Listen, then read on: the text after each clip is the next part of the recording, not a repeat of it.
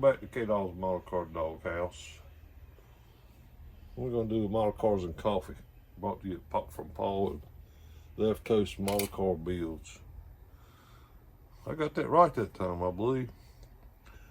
This here is somewhat a replica of a truck I built in the early 90s.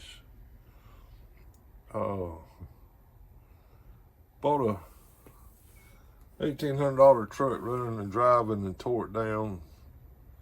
Decided I wanted to rebuild it. My dad used to laugh at me.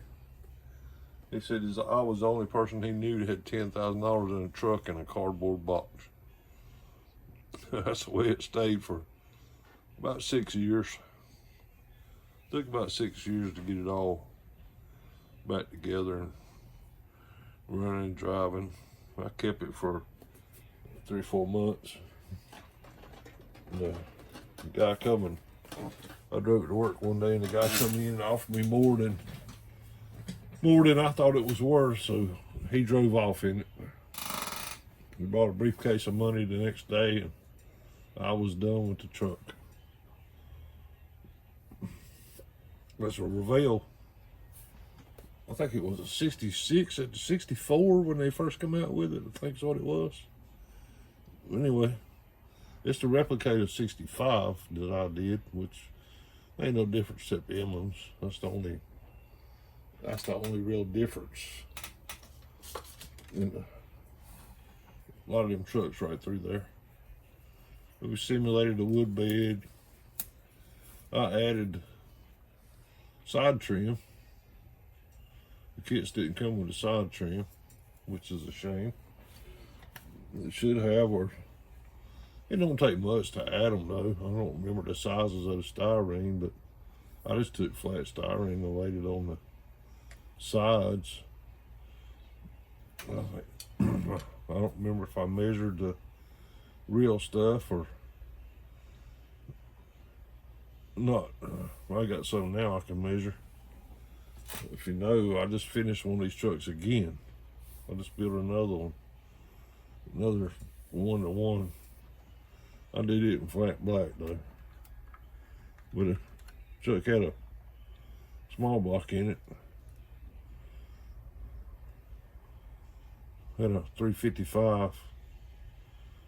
It ended up with everything but AC. There you can see I simulated it pretty good. Wired it up, cooling fans wired, battery cables, aluminum valve covers. Dash is all done up nice. I had put aftermarket gauges in the other one, and most of the dash was any flat panel that was on the dash. Me and another guy took some aluminum stock and made plates to go on the dash. It was pretty cool, polished up. There's the chassis. I need to go in there and touch it up a little bit, I see. Aluminum exhaust. It's got Pegasus 19s on it with a smaller profile tire on the front. A little taller tire on the back, custom license plate. It's actually bright aqua. That paint actually came out of a spray bomb I had made when I was working on building the real one to touch stuff up with, or paint small parts or whatever. That's where the paint comes from. It's actually the color, but this is a photograph. That's a photograph of the real truck. The only difference is this one got white leather tires. It's also different. This picture here, the truck had painted bumpers on it. When I got done with it, it had chrome bumpers.